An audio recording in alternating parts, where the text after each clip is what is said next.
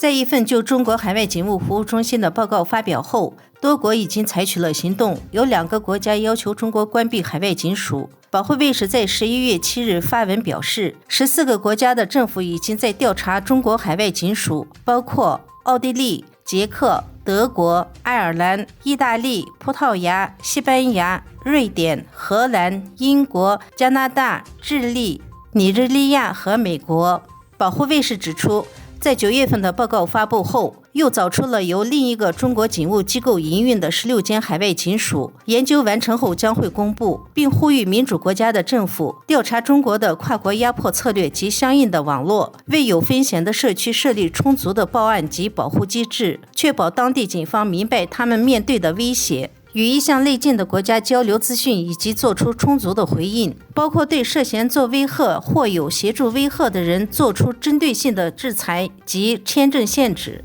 有多个国家指出，海外不能在他们的土地上执法，外国使节需要遵守当地法律及国际法。爱尔兰和荷兰已经要求中国关闭海外警署。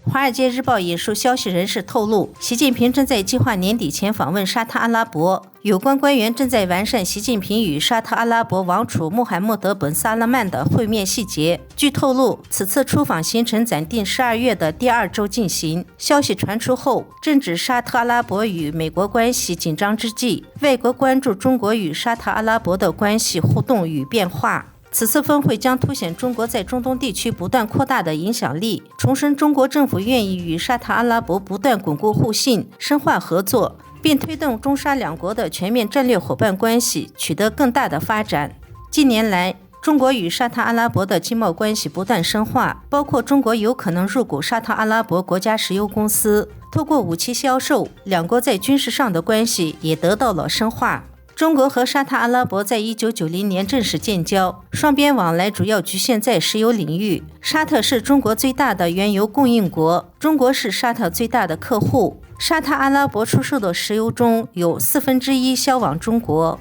最近2国关系进一步升温，双方讨论了中国入股沙特阿拉伯国家石油公司事宜，包括将人民币计价的期货合约纳入石油公司的定价模式，甚至可能把沙特阿拉伯对中国的一些石油销售以人民币计价。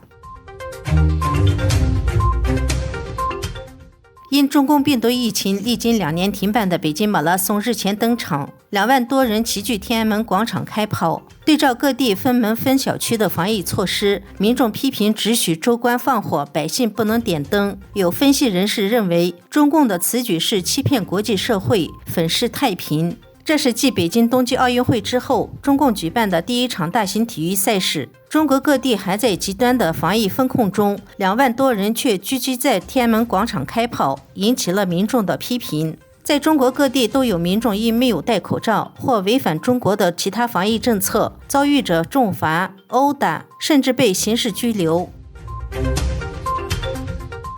25岁的土耳其女孩鲁梅萨是目前世界上最高的女子。她前往美国求学时遇到了困难，由于身体原因不能顺利登机。土耳其航空公司拆掉6个座椅，制作了特别担架，才能让她顺利登机。鲁梅莎是吉尼斯世界纪录认证的个头最高的女子，她身高2.15米，从小患有罕见的基因病韦佛综合症，所以全身骨骼疯狂地生长，个头很快超过了父母，但却无法自由行走，只能依靠助步器短距离移动。平日出行，她全靠坐轮椅或躺进汽车，由他人协助移动。今年9月，鲁梅莎计划到美国旧金山进修6个月，学习软件开发，但是如何跨越大西洋成了一个难题。由于体型高大，加上健康原因，无法坐在飞机上。要想躺在飞机内，目前航空公司的飞机没有足够大的空间让他平躺，也没有能够帮助他进出飞机的轮椅。土耳其航空公司收到了他的请求后，决定帮助这位乘客实现学习的梦想，于是拆掉了飞机上的6个座位，并制定了特别的担架，这样才能乘坐轮椅进入机舱，之后躺进担架并且固定。全程13个小时的飞行期间，他可以在工作人员的帮助下移动。早在2014年，她在18岁的时候就被吉尼斯世界纪录确认为是世界上最高的少女。去年，她又被认证为是世界上最高的妇女。